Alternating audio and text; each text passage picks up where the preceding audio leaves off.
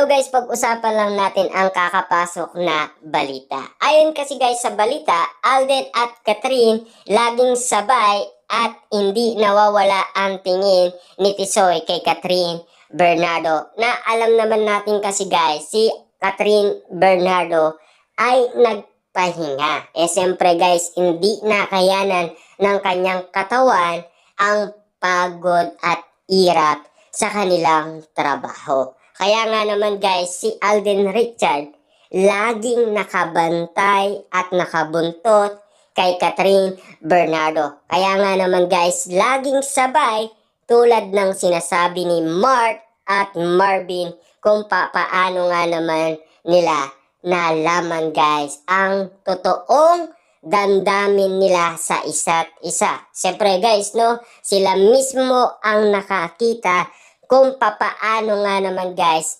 nagsubuan ang dalawa. Diba?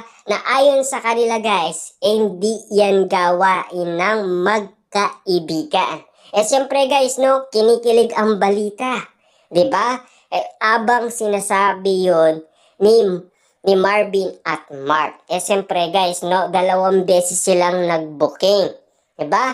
Kaya naman guys, ang mga pagkakataon talagang nalalaman na natin. Kita niyo naman guys, no, si Catherine mismo, binuking niya yung sarili niya Diba? Sa Marquee Mall, tinawag niya na mahal, let's go. Sa Media Day, tinawag niyang mahal si Tisoy. Kaya nga nagtatanong ang mga tao kung ano talaga ang tawag ni Catherine Bernardo kay Alden Richard. Diba?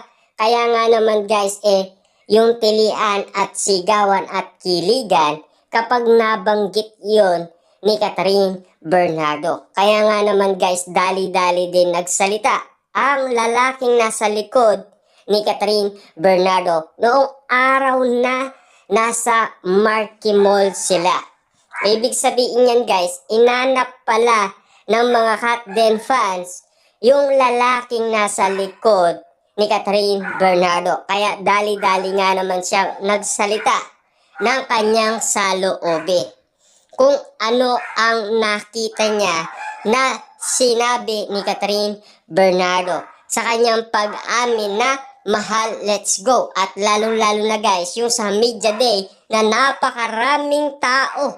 At lalong-lalo na guys, nandoon pa mismo yung mga press con team na nagtatanong kay Catherine Bernardo kung ano ang nangyari sa kanilang movie, pero iba ang kanilang narinig. Diba? Kaya nga naman guys, ang mga fans at mga press con team, hindi sila makapaniwala kung ano talaga ang tawag ni Catherine Bernardo kay Tisoy. Diba? Siyempre, nalilito na guys ang karamihan. Tignan nyo naman guys si MJ Felipe. Nalilito na rin. Kung ano nga ba talaga guys ang tingin nila sa isa't isa. Kita nyo naman guys ang mga celebrity. Diba? Iniisip nila kung ano nga ba talaga ang tunay nilang relationship sa isa't isa. At kung bakit sila namumula at kung bakit nga naman kinikilig sila sa isa't isa.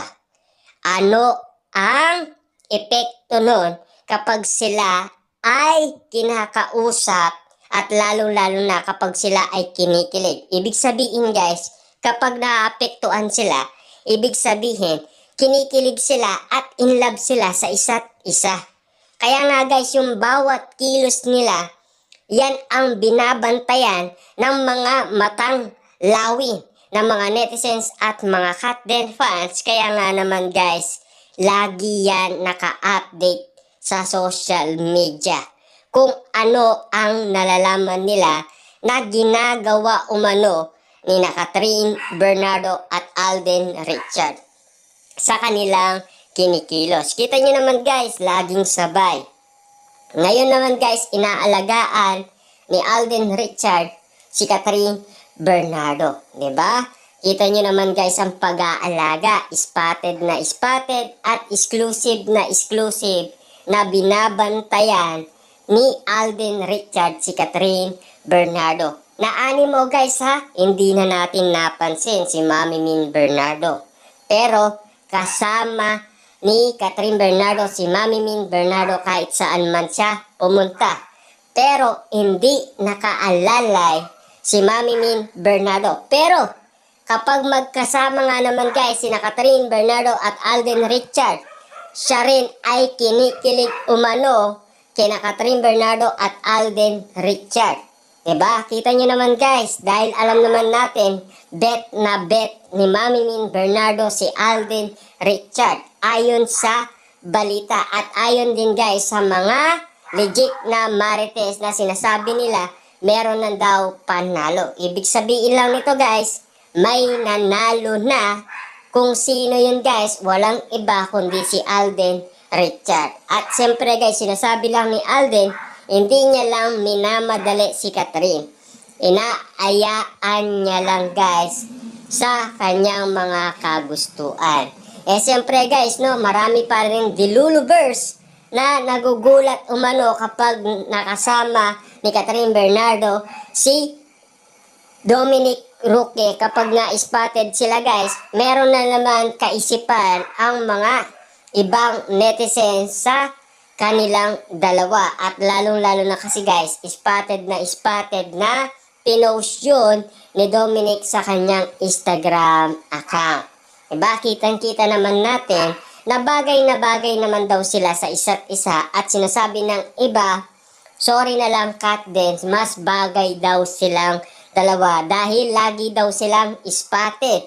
At lalong-lalo guys, natigil lang daw ang kanilang sweetness sa social media dahil nagkaroon lang daw ng shooting si Catherine Bernardo at lalong-lalo na nagkaroon lang daw siya ng mall tour. Pero pagkatapos daw ng kanyang trabaho, spotted na naman silang dalawa. Dahil dati spotted sila sa gym, spotted sila sa IB Clinic, at spotted sila okasyon, 'di ba? Kasi lagi nga naman guys magkasama ang iba. Lalong-lalo guys, meron pang sorpresang ibinigay si Catherine Bernardo kay Dominic noong sila ay nasa Palawan. Ang tanong, ano kaya ang sorpresa ni Catherine Bernardo kapag nag-birthday na si Tisoy? Yan ang aabangan natin guys sa January.